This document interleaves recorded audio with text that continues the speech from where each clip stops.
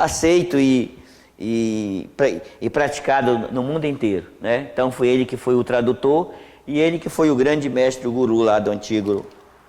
Então vamos começar o nosso estudo aqui.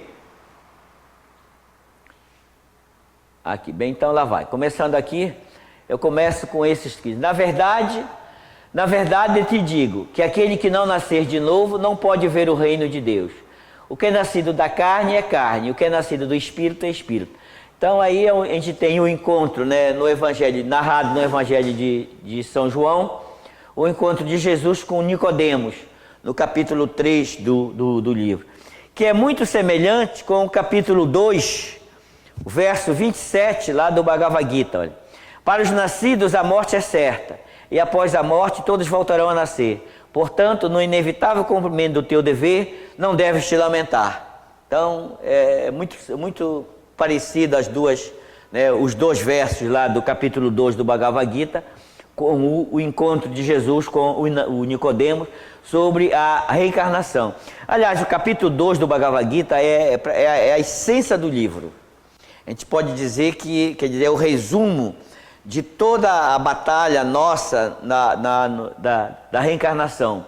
Nesse capítulo 2, quer dizer, a reencarnação, ela é melhor explicada do que no próprio livro dos Espíritos, né? Tem detalhes assim de coisas que a alma não pode fazer isso, não pode fazer aquilo, quer dizer, a habitante desse castelo de 9 portas aqui, que ele considera, né, as 7 portas, os nossos 2 olhos, 2 ouvidos, 2 narinas, a boca. Aqui em cima a gente tem 7 e lá embaixo a gente tem os órgãos genitais e o ânus. Quer dizer, são as nossas portas por onde todo o espírito realiza a sua jornada espiritual aqui. Então esses 2 versículos são bastante semelhantes. Nesse estudo introdutório nós vamos fazer assim um paralelo entre o Bhagavad Gita e o Evangelho de Jesus, né? Para a gente ver como há uma semelhança. Quer dizer, olha, assim como uma pessoa veste roupas novas, largando as velhas, do mesmo jeito a alma veste novos corpos materiais, abandonando os velhos e inúteis. Quer dizer, está lá no versículo 22. Então também, assim como a gente tem o Cristo, né, ensinando o Nicodemos sobre a reencarnação, também a gente tem o Senhor Krishna ensinando Arjuna sobre o processo da reencarnação. A única diferença é que a distância entre eles é de aproximadamente 2.500 anos, né? Quer dizer, Jesus veio aproximadamente já 2.000 anos e o Bhagavad Gita foi há cerca de 5.000 anos, né? Quer dizer, cerca de, não 2.500, mas 3.000 anos, né, a revelação que foi dada lá. Então, o Bhagavad Gita é a mais apreciada das escrituras da Índia. A escritura das escrituras é a Bíblia, ou o Sagrado Testamento Hindu. O livro em que todos os mestres confiam como fonte suprema de autoridade das escrituras. Quer dizer, esta introdução aqui, eu peguei muito dos textos do Paramahansa Yogananda, quando ele faz um comentário da Yoga do Bhagavad Gita, né? Que ele faz toda também uma tradução particular, e nesse texto aqui a gente tem a Yoga do Bhagavad Gita, no Paramahansa Yogananda, no capítulo 1. Então ele considera que o Bhagavad Gita é a escritura das escrituras. É como se fosse o nosso evangelho aqui, né? O nosso evangelho. Então, o Bhagavad Gita está contido na 6ª parte do Mahabharata, o maior livro da Índia antiga. O Mahabharata é como se fosse a nossa Bíblia, tá? Quer dizer, é o grande livro da Índia, onde é narrado toda a história do povo indiano, né? Porque o Mahabharata, inclusive, Maha significa grande e Bharata é a Índia. Então, que se fosse a grande Índia, nesse sentido aí, o Maha, né? Como a gente tem, por exemplo, Mahatma Gandhi, quer dizer, o grande Gandhi, né? O grande guru grande. Então, a gente tem essa expressão aí. Então, o Mahabharata narra a saga dos Bharatas, que é a Índia, e descreve a enorme contenda entre os 2 ramos da estirpe dos Bharatas e dos Kaurava da cidade de Indraprastha e os Pandavas de Hastinapura, que disputavam entre si a região de Kurukshetra. Essa região é onde vai se dar o campo de batalha, né? É um lugar sagrado, é um campo considerado sagrado. Então esse texto aí eu tirei lá da Albanese, da Marília Albanese, da Índia Antiga. E aí a gente tem, por exemplo, dizendo, o Mahabharata, ele foi escrito, quer dizer, por uma divindade também, né? Que é o Krishna, né? O Krishna Dvapayana Vyasa, né? Que faz parte do livro 6 do Mahabharata, né? Que é o chamado Bhishma Parna. Cada livro tem a sua nome. É como na nossa Bíblia, quer dizer, na nossa Bíblia que a gente tem quantos livros? Mais ou menos 66 livros para os evangélicos, 72, 73 para os católicos. E dentro da Bíblia, quer dizer, a gente tem o Evangelho e dentro do Evangelho o Sermão da Montanha. Então lá também é parecidíssimo, quer dizer, tem o Mahabharata, dentro do Mahabharata você tem o Bhagavad Gita e dentro do Bhagavad Gita a grande batalha no campo de Kurukshetra, né? Que é onde se dá, na realidade, o campo de Kurukshetra representa o nosso campo, o nosso corpo na grande batalha da vida. Então aqui eu coloquei só a página do Bhishma Parna, que é um livro também grande, né, para mostrar que dentro desse livro, quer dizer, o Bhagavad Gita começa no capítulo 25, né, e vai até o capítulo 42, né, dessa grande revelação. Então é como se a gente fosse assim, dentro do Evangelho do Cristo, o Sermão da Montanha. Só que esse Sermão da Montanha é um livro, né? É tirado um livro, é um dos livros na Índia e no mundo, um dos livros também tão lido contra a Bíblia, né? Então, olha, o Mahabharata expõe os 3 propósitos, né, que é o chamado o Trivarga da vida humana. Quais são esses propósitos, os 3 propósitos?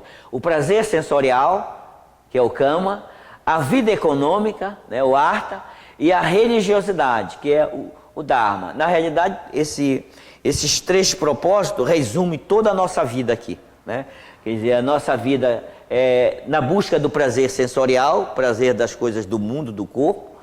E a outra coisa, quer dizer, é o prazer da vida econômica, né? A nossa vida econômica, a gente luta no trabalho e tal.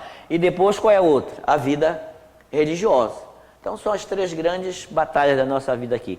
Através de códigos de conduta moral e rituais, além de orientar a libertação espiritual, né? Que é o moksha, e o nascimentos e mortes, que é a samsara, né? Conhecimento da natureza do eu, eterna com toda a criação, e aquilo, aqui é porque eu tenho a impressão que eu não coloquei aqui, essa página aqui, quer dizer, eu vou colocar ela, vou ter que dar uma edição aqui que eu não fiz agora aqui, né? Para eu poder fazer fazer a leitura. Então, olha, é a saída, quer dizer, de orientar a libertação espiritual e a saída desse ciclo de nascimentos e mortes. Assim, visa o nascimento da natureza do eu e a sua relação eterna com toda a criação e aquilo que transcende a ela, né? Isso aqui eu peguei uma adaptação, né, da internet para mostrar o resumo do Mahabharata, né? Então, o Bhagavad Gita foi escrito em linguagem de comparações, metáforas e alegorias. Quer dizer, o mesmo processo que foi escrito toda a Bíblia e o Evangelho. Quer dizer, toda a escritura da Bíblia é metáfora, alegoria e comparações, né? Jesus sempre diz assim, o reino dos céus é comparado a... Então, todos aqueles ensinamentos de Jesus também é feito por nível de comparação. O Bhagavad Gita também é o mesmo processo de doutrinamento, né?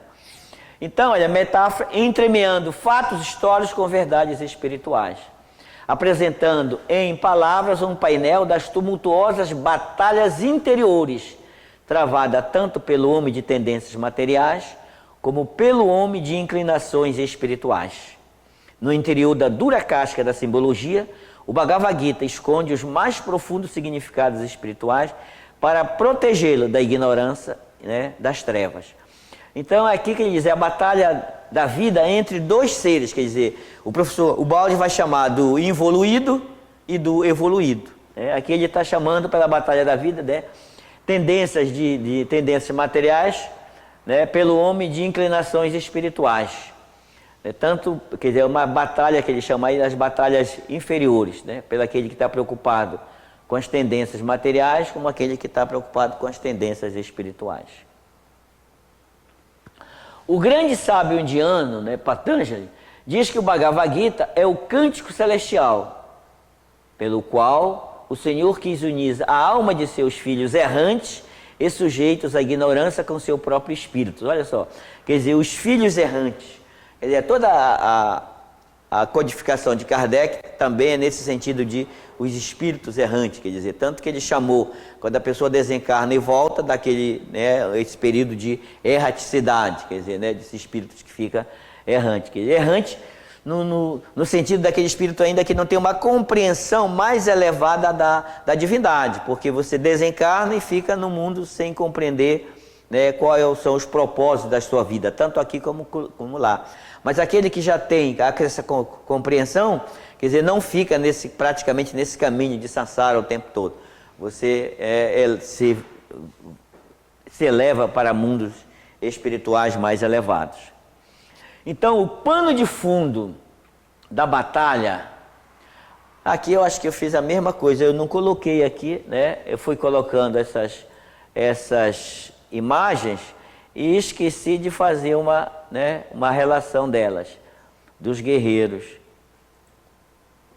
Então, o pano de fundo da batalha e dos guerreiros que dela participam são ilustração do combate espiritual e psicológico que se trava entre os atributos do intelecto discernidor puro, em sintonia com a alma, e a mente cega enterrada nos sentidos sob a influência enganosa dos egos. Quer dizer, isso envolve a nossa ignorância das coisas do espírito, né?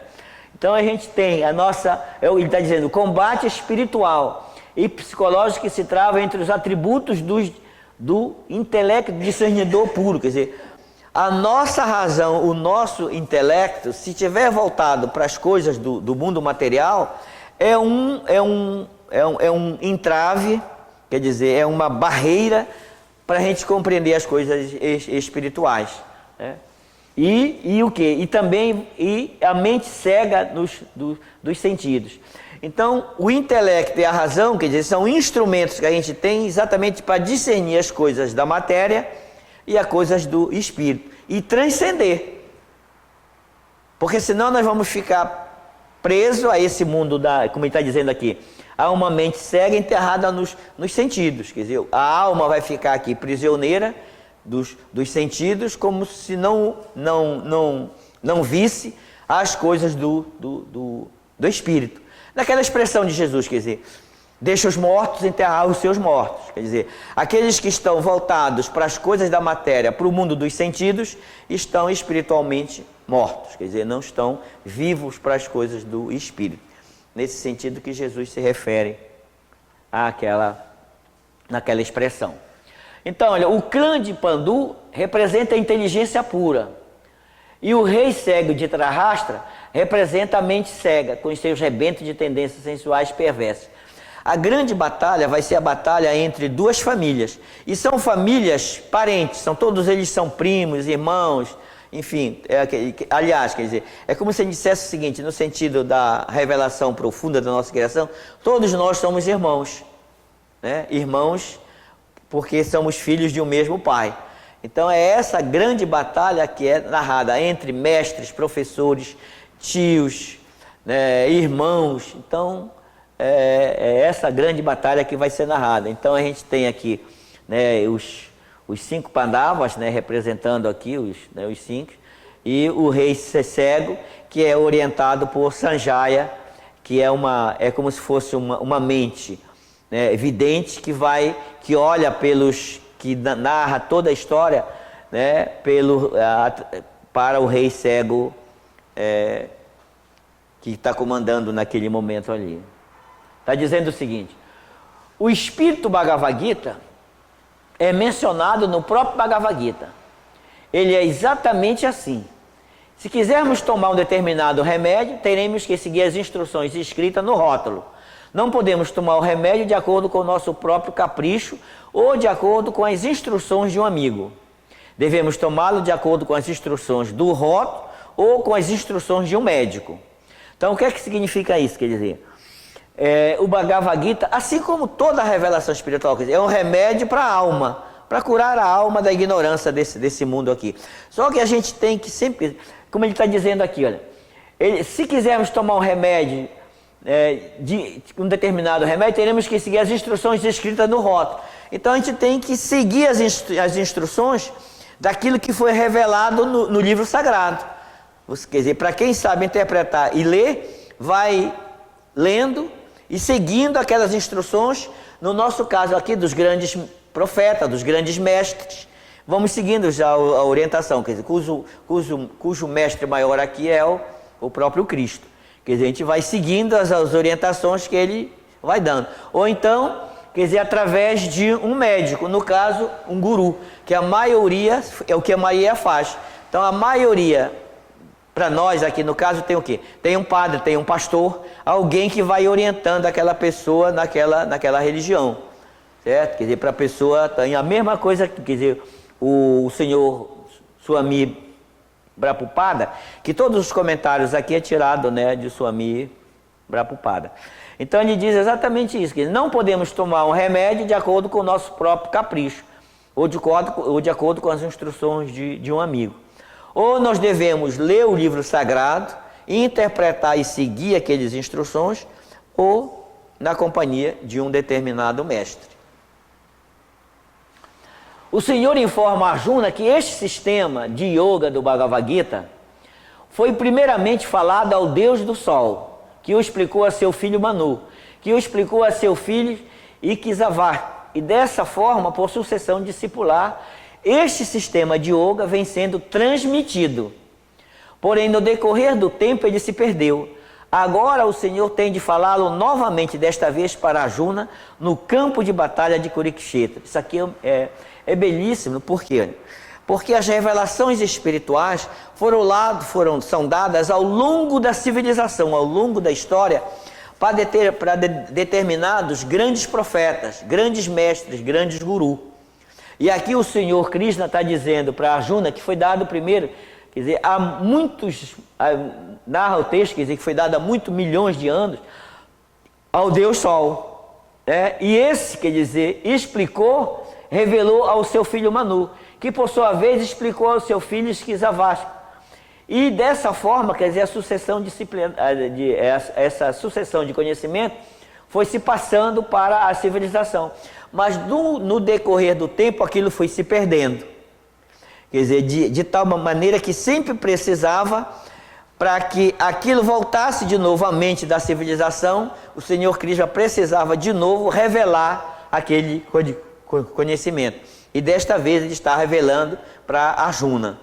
A gente vai ver nesse paralelismo que é parecido também com a revelação judaico-cristã. Observe. Aqui também, quer dizer, toda aquela revelação depois que o homem foi expulso daquele paraíso, ficou por conta de Noé. Quer dizer, Noé que foi o grande mensageiro das coisas divinas e espirituais para levar para aquele povo a mensagem. Mas ninguém ouvia. Então, em função disso, quer dizer, ele preparou toda uma arca, colocou tudo aquilo que ele achava que deveria ser salvo dentro dessa arca, e os que não acreditavam nele, se perderam no grande dilúvio. E depois dos filhos de Noé nasceram Sem, Cã e Jafé. Cã vai dar origem à raça Sem, vai dar origem à raça semítica, Cã vai dar toda a origem a esses tipos de raças ali, Jafé também, Jafé vai dar origem a essa raça. E a origem de Sem vem todinho, através todas essas gerações, até chegar em Terá, que vai dar origem a Abraão. Abraão vai dar origem a Isaac. Isaac, o primogênito que vai ficar responsável, vai ser Jacó. E Jacó vai dar origem aos israelitas.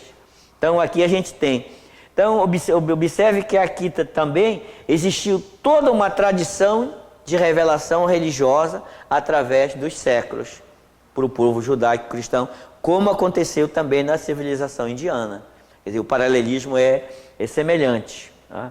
Esse povo ali, todos eles, inclusive vai dar os gitos ao pessoal, aos gregos, aos medos, persas, quer dizer, todos são de origem lá de Noé. E aqui a gente tem, a partir de Abraão, toda a genealogia de Abraão. Quer dizer, Abraão vai se unir, ele como ele era casado com Sara e Sara não podia ter filho, quer dizer, Sara vai permitir com que ele tenha um filho com a sua escrava Agar e vai nascer Ismael. Mas depois, quer dizer, o Senhor vem, por merecimento de Abraão, faz com que ele e Sara tenham um filho legítimo, em idade avançada. E desse filho, e dessa união, nasce um filho legítimo que é Isaac. E aí Sara manda Abraão expulsar Sara, Sara se afasta então com seu filho Ismael, e Ismael, quer dizer, vai dar origem a todo o povo árabe, ele que vai dar a tradição de todo o povo árabe, os ismaelitas. E depois Isaac vai se reunir com Rebeca, e depois vai se unir, vai se unir e vai ter, quer dizer, vão ter dois filhos, que é Jacó e Esaú. A progenitura vai ficar com Jacó, que vai se unir com essas 4 pessoas aí, Primeiro, quer dizer, o sonho da vida dele era a Raquel, mas há toda uma trama, uma trajetória aqui, que a gente não vai entrar em detalhes, que ele vai se casar primeiro com Lia, depois com Zilpa, depois com Raquel e com Bila. Então, essas 4 esposas dele vai dar origem, por exemplo, a toda essa geração, quer dizer, Lia vai ter esses 6 filhos aqui, Zilpa vai ter os 2, Raquel vai ter José e Benjamim, e Bila vai ter aqueles 2. Esses aqui, depois de Jacó, esses 12 vão formar as 12 tribos quer dizer, obrigado, Lino. Esses 12 filhos de Jacó vão dar origem às 12 tribos de Israel. E dessas 12 tribos aqui, observe, dessas 12 tribos, quer dizer, o único que vai continuar essa tradição é José.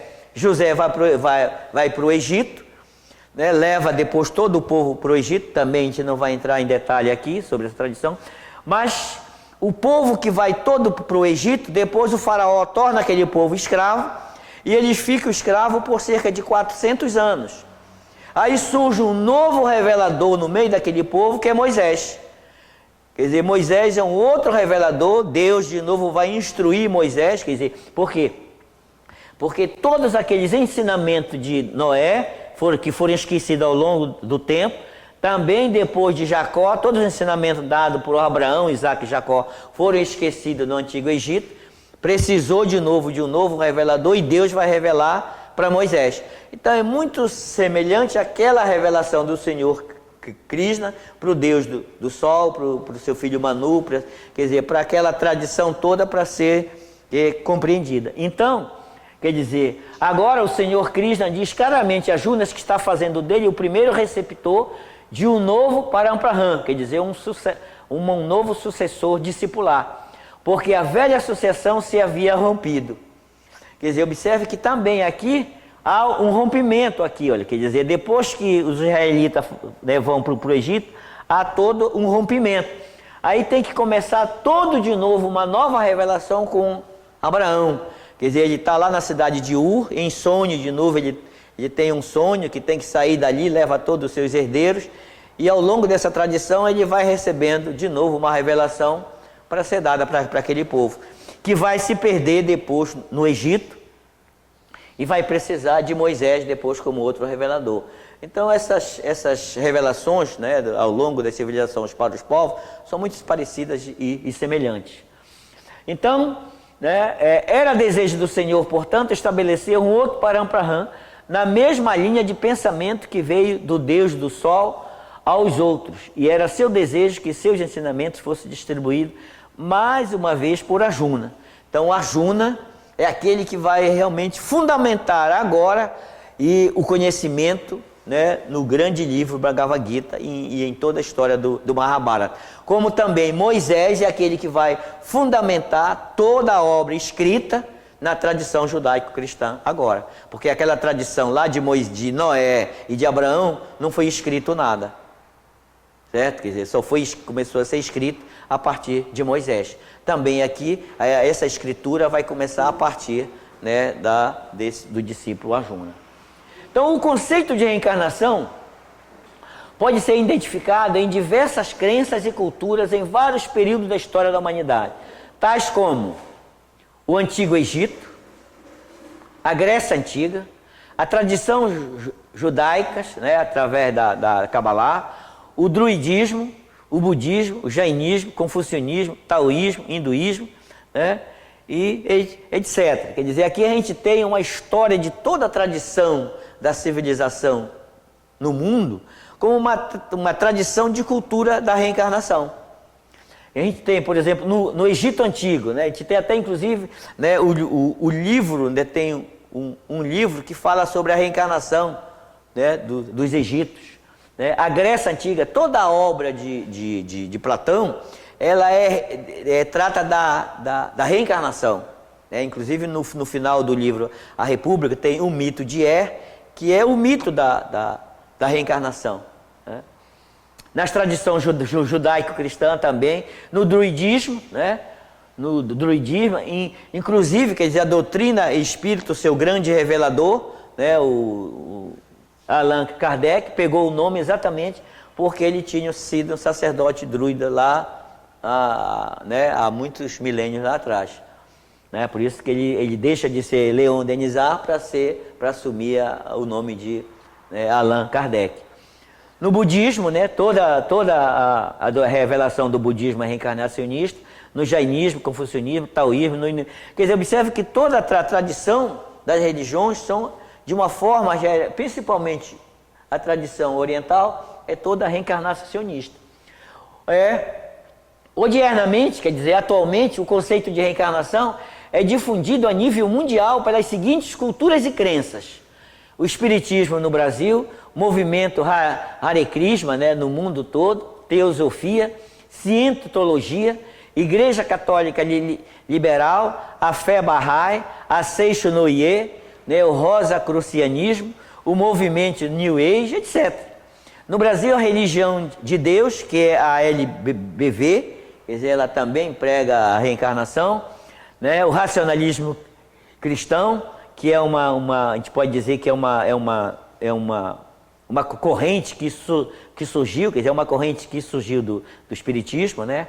A eubiose também já é a gente já pode dizer que é uma crença grandiosa que está sendo difundida no Brasil. O Santo Daime também, a Umbanda, a União do Vegetal e o Vale do Amanhecer. Então, no Brasil, quer dizer, a gente tem no Brasil particularmente todas essas instituições, essas crenças que se estendem pelo mundo afora. Então, a reencarnação, quer dizer, é um movimento que permeia a civilização humana desde eras da nossa própria vida aqui nesse planeta. Não faz parte. Então, o Livro dos Espíritos e o Bhagavad Gita agora. Nunca houve um tempo em que o eu não existisse. Nem tu, nem todos esses reis. E no futuro, nenhum de nós deixará de existir. Capítulo 2, verso 12 do Bhagavad Gita, né? Saiba que aquilo que penetra o corpo é inteiro e indestrutível. Ninguém é capaz de destruir a alma imperecível. Lá no verso 17 do Bhagavad Gita. Né, a Bhagavad Gita, dependendo de como é feita a tradução, quer dizer, se nós estivermos referindo ao livro Bhagavad Gita, grande reverente, a gente diz o Bhagavad Gita. Mas a tradução normalmente é a canção do Senhor. Então, por isso que é a Bhagavad Gita, que é muito, né, de uma forma que muita gente chama. Então, a Bhagavad Gita explica a natureza da alma com a seguinte analogia.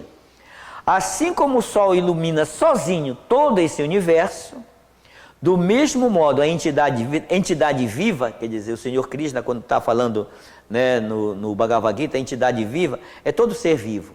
mas particularmente a alma encarnada nesse corpo. Tá?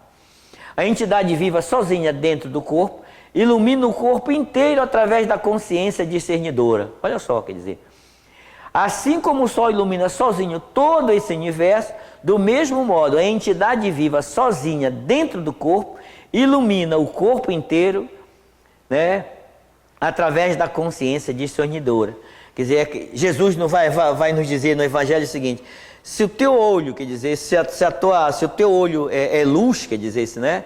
Todo o teu corpo é luz também.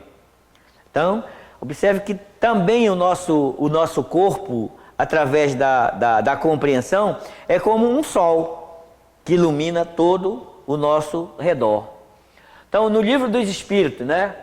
Tem na questão 78. Os espíritos tiveram princípio ou existem como Deus de toda a eternidade? Se não tivesse tido princípio, seriam iguais a Deus, ao passo que são criação sua e se acham submetidos à sua vontade. Deus existe de toda a eternidade, é incontestável. Porém, quanto ao modo como Ele nos criou, nada sabemos. Mas quando e como Ele cria cada um de nós, eu te repito, ninguém o sabe. Eis o mistério. Então, observe também, é uma revelação parecida com a que está aqui, olha. Ó. Nunca houve em tempo algum em que o eu não existisse, nem tu, nem todos esses reis. E no futuro nenhum de nós deixará de existir. Né? E aqui a gente tem, a alma não tem nascimento, ela é eterna, sempre existente, primordial. Lá no versículo 20 do Bhagavad Gita, né? no versículo 20 do capítulo 2. No livro dos Espíritos, né?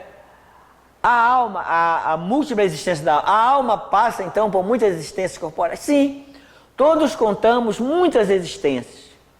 Nessa mesma questão da letra C, parece resultar desse princípio que a alma, depois de haver deixado um corpo, toma outro. Em outras palavras, que ela reencarna em novo corpo. É assim que se deve entender? Aí o que é que os Espíritos dizem? Evidentemente, certíssimo. Olha lá no Bhagavad Gita, assim como uma pessoa se veste com roupas novas, dispensando as velhas, de forma similar a alma veste novos corpos materiais, dispensando os velhos e inúteis. Quer dizer, está até melhor explicado do que no livro dos Espíritos, essa passagem do versículo 20 do Bhagavad Gita. E isso quer dizer há mais de 5.000 anos lá atrás. Claro, observe como quer dizer, um cristianismo invertido nos emborcou depois que Roma assumiu a religiosidade, materializando aquele ensinamento sublime do Cristo. A questão 172. As nossas diversas existências corporais se verificam todas na Terra? Não. Vivemos em diferentes mundos. Aquele situado no modo da bondade ascende gradualmente aos planetas superiores. Aqueles que estão no modo da paixão vivem nos planetas terrestres. E aqueles que estão no abominável mundo da ignorância caem nos mundos infernais. Quer dizer, observe que aqui, observe assim como Kardec explica que o espírito vive, né, em mundos espirituais de acordo com o nível da sua evolução. Jesus vai nos dizer que há muitas moradas na casa do Pai. Aqui também o Senhor Krishna está dizendo a Arjunas, né, que cada um vai morar no seu determinado planeta, ou aquele que é muito materializado, ruim, vai viver nos mundos infernais. Então, a similaridade é muito parecida entre um e outro. O campo de força dos exércitos em combate é o Kurukshetra. Né? Então, esse em sânscrito significa Kuru, trabalho, ação material, Kshetra, campo. Então, observe, a alma, quer dizer, o espírito se utiliza desse campo, que é o corpo, para realizar o seu trabalho no mundo aqui. Então, o campo de Kurukshetra é esse corpo nosso aqui, é o corpo, é o nosso campo de batalha, quer dizer, o espírito se apropria desse campo para realizar a sua batalha na vida. Todas os nossos desejos, as nossas lutas, o nosso trabalho, a nossa religião, nossas batalhas econômicas com o próximo, é utilizado através desse corpo que nessa explicação a gente tem. Então esse campo de ação material, olha, é o corpo humano. com suas faculdades físicas, mentais e espirituais. Campo em que se desenrolam todas as atividades da vida humana. Esse campo de batalha entre corpo e mente do homem se trava entre as virtudes da inteligência discernidora da alma, que representa os filhos de Pandu, e as atividades ignóveis da mente cega, que representa os guru, né, ou a prole cega do rei de Trahastra. Então, você tem, quer dizer, a batalha entre duas famílias que são parentes entre si, que na realidade, ao longo do estudo, a gente vai ver que todos aqueles soldados, todos aqueles generais, sargentos, enfim, as várias hierarquias daqueles exércitos, representam as hierarquias dos nossos soldados que combatem conosco aqui. Quer dizer, a gente tem ao nosso redor um exército gigantesco que faz com que a gente fique preso a esse mundo ou se liberte dele, dependendo do exército que a gente se alia. Então, se a gente se alia, por exemplo, ao grande exército formado pelos soldados do orgulho, da vaidade, do egoísmo, da prepotência, a gente fica preso a esse mundo. Mas se você, por outro lado, se alia ao exército da fraternidade, da compaixão, da misericórdia, do amor, quer dizer, de todos esses soldados, nós vamos lutar, quer dizer, de uma outra forma. Quer dizer, são dois campos de batalhas, quer dizer, dois grandes exércitos batalhando entre si. E quando o exército do mundo vence, esse espírito fica prisioneiro do mundo da matéria. Quando o exército celestial vence, ele se liberta do mundo material. Então, esse é o grande significado do chamado da batalha, do campo de Kurukshetra. Em ordem crescente de significado, os 5 Pandavas representam. Como é um estudo introdutório, a gente vai representar, os 5 personagens, que compõem o lado, a gente pode dizer assim, o lado do bem da vida. Fazendo uma comparação aqui também com o nosso desenvolvimento através do chakra, Então, primeiro a gente tem o Sharadeva, quer dizer, esse grande batalhador, esse grande soldado, representa a abstinência, o poder da resistência ativa do mal, elemento vibratório, terra no centro com oxígeno. Quer dizer, no nosso caso aqui está representando o chakra Muladhara, que é o chakra base ou o chakra raiz, quer dizer, aquele chakra básico ali. O outro é o Nakula, que representa a adesão, poder de obedecer regras, tendências más podem ser controladas. Elemento vibratório, água no centro do sacro. Representa o Swadhisthana chakra, quer dizer, que é o chakra umbilical ou o chakra sexual. Então, os próprios elementos que entram no comando dessa luta representam todos os nossos centros energéticos ao longo da nossa batalha aqui, da nossa ignorância, vamos dizer, em relação ao nosso corpo aqui. É a ordem decrescente, desculpa, já acho que eu voltei aqui, Arjuna, Em ordem Arjuna representa o autocontrole, a paciência e determinação na batalha de Kurukshetra. É o treinador de bons hábitos e ações. Provoca a purificação do corpo e mente, torna possível a meditação profunda do devoto.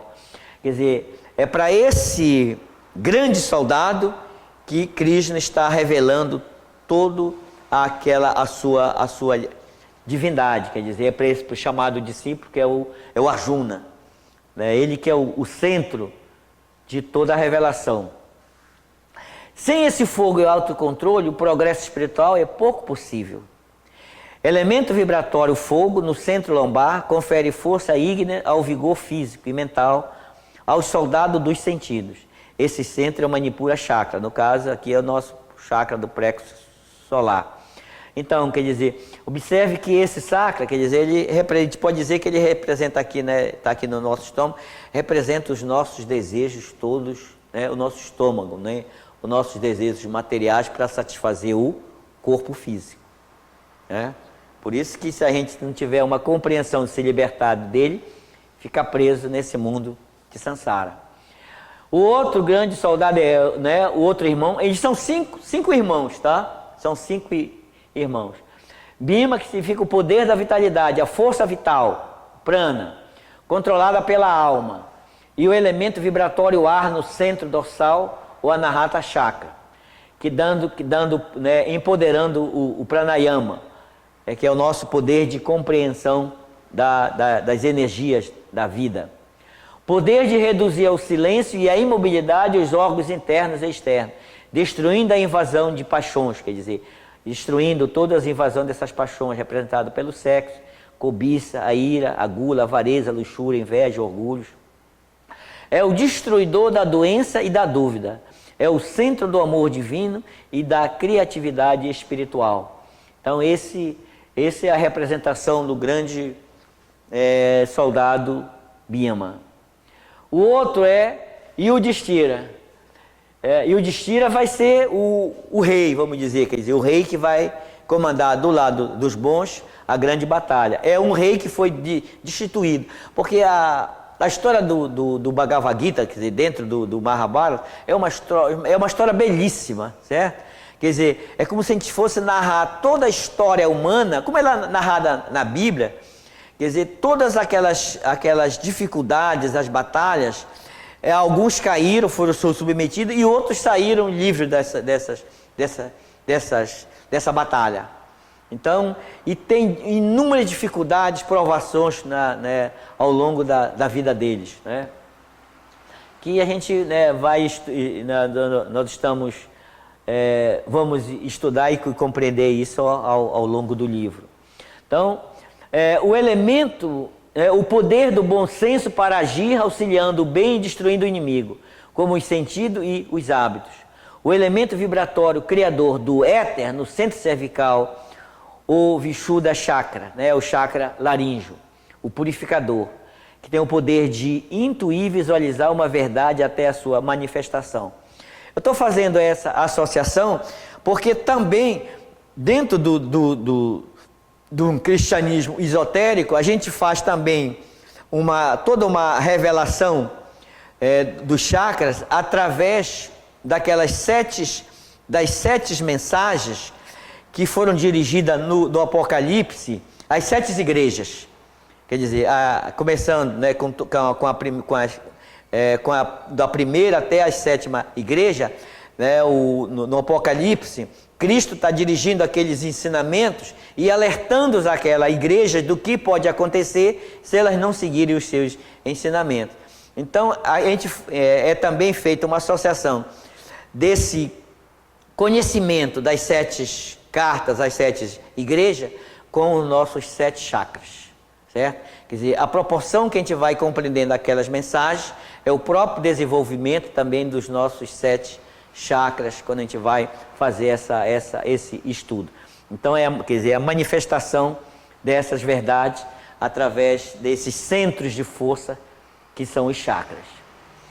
E aqui pra gente agora, eu fiz um estudo, apareceu meio, correndo e tal, porque é uma introdução que a gente daqui a pouco vamos ter outro estudo, e o nosso horário agora ficou meio empressado. Então aqui a gente tem essa primeira frase que eu tirei, que já está lá no capítulo 18 do Bhagavad Gita, no verso 61. Tá? Diz assim: ó Arjuna, o Senhor Supremo mora no coração de todas as criaturas e está dirigindo as andanças por ilusão cósmica, Maya, de todos os seres a girar, como se estivesse numa máquina feita de energia material. Então observe, olha essa mensagem do Senhor Krishna para Arjuna, lá no capítulo 18, quer dizer, ele vive no coração de todos os seres viventes. O Senhor Krishna está no coração de todas as suas criaturas. E também a gente vai ter um ensinamento parecido de Jesus, lá em Lucas 17, 20 e 21. Olha. E interrogado pelos fariseus sobre quando viria o reino de Deus, respondeu-lhes: o reino de Deus não vem com aparência visível exterior, nem dirão, ei-lo aqui ou ei-lo ali, porque eis que o reino de Deus está dentro de vós.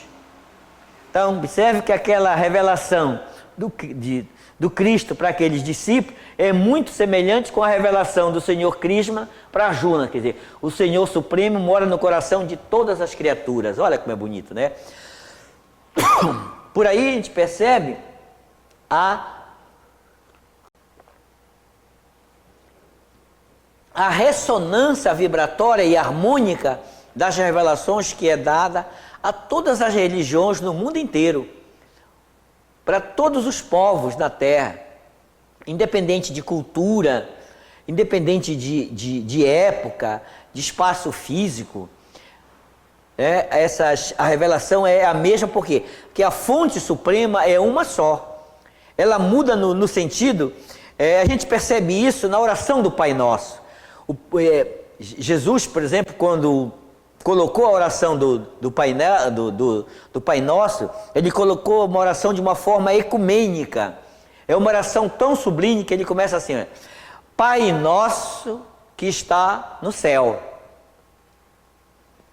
Quer dizer, coloca um Pai que está num determinado lugar. Mas, quer dizer, que lugar é esse? Que céu é esse? Quando Jesus é perguntado, quer dizer, sobre Deus, Jesus vai dizer, quer dizer, o reino de Deus está dentro de vós. Então, o céu está dentro de nós também. Porque o que é o que a gente pode entender como o reino de Deus, que é a grande mensagem do Cristo até nós. Quer dizer, Jesus passou todo o tempo ensinando a mensagem do reino dos céus. E ele vai dizer lá no final, lá em João, que eu e o Pai somos um. Quer dizer, eu estou unificado com o Pai. Então, o que é o reino do céu? O reino do céu é essa unificação. Esse pertencimento à criação suprema. Então, o reino de Deus é essa vibração da criação que nos envolve a todos, no sentido mais puro do nosso sentido espiritual. Então, nesse sentido dessa revelação, quer dizer, a gente tem perfeitamente aqui, né, as duas revelações, tanto a revelação do Senhor Krishna, quanto a revelação do Cristo, quer dizer, o Senhor Krishna para Arjuna e Jesus para os discípulos, dizendo, né, que Deus, né, está em todos os corações, em todos os seres aqui.